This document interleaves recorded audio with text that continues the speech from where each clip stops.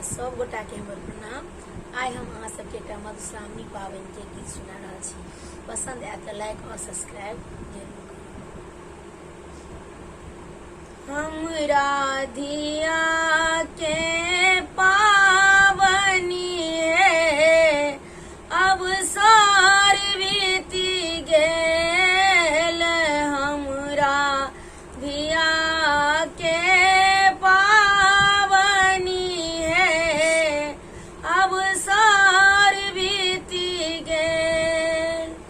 सासुनी सखनी को साख नहीं भेल, अब सार बीती गेल।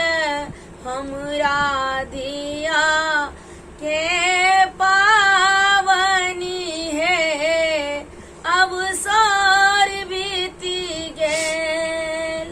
सासुनी सखनी को साख नहीं भेले, अब सार बीती गेल।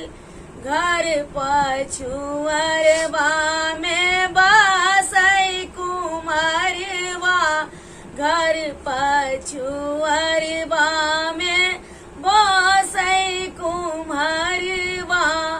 ओकरे सजोरी तथी सिनहिया आए, अब सार बीती गेल। ओकरे सजोरी तथी सिनहिया है, अब सार बीती गेल। ओत दीतनी अभी बातक पातिल, ओत दीतनी अही बात आपातिल। हमरा दियाल पठबी तथी है, अब सार बीती गेल। हमरा दियाल पठबी तथी है, अब सार बीती गेल। हमरा दिया के छै पावनी है, अब सार बीती गेल। सासुनी सखनी को साख नहीं भेल, अब सार बीती गेल।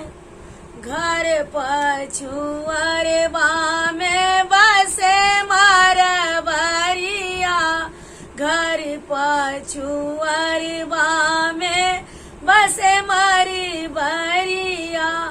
ओकरे सो जोरी तथी सिनहिया है, अब सार बीती गेल।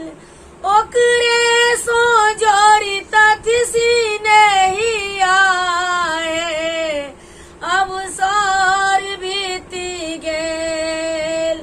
ओत दीतनी सारी साया, ओत दीतनी सारी साया। अपनो पुतौल पठबी तथी है, अब सार बीती गेल।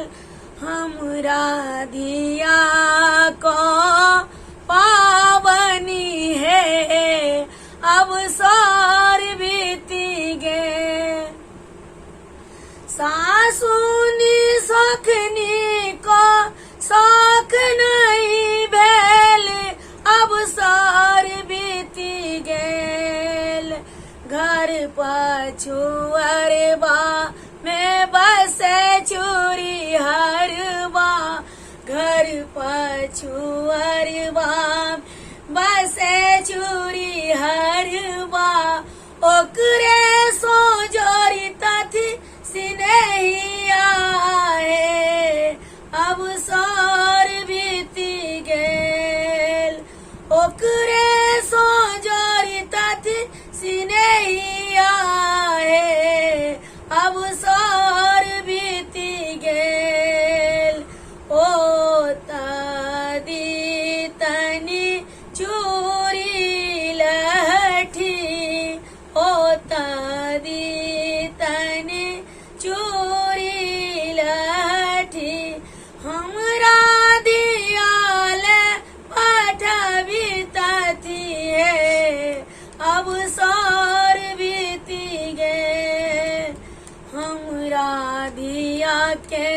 अछि पावनी है अब सर बीती गेल। सासुनी सोखनी को शौख नहीं भेल अब सर बीती गेल। घर पछुअरबा में बसे टिकुल हरबा, घर पछुअरबा में बसे टिकुल हरबा। ओकरे सो जोड़ता थी सिनहिया है अब सर बीती गेल।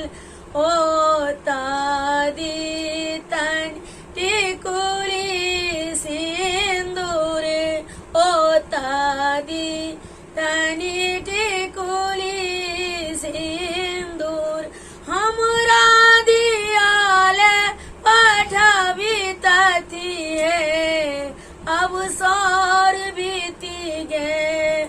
हमरा दिया के छई पावनी है अब सौर बीती गेल।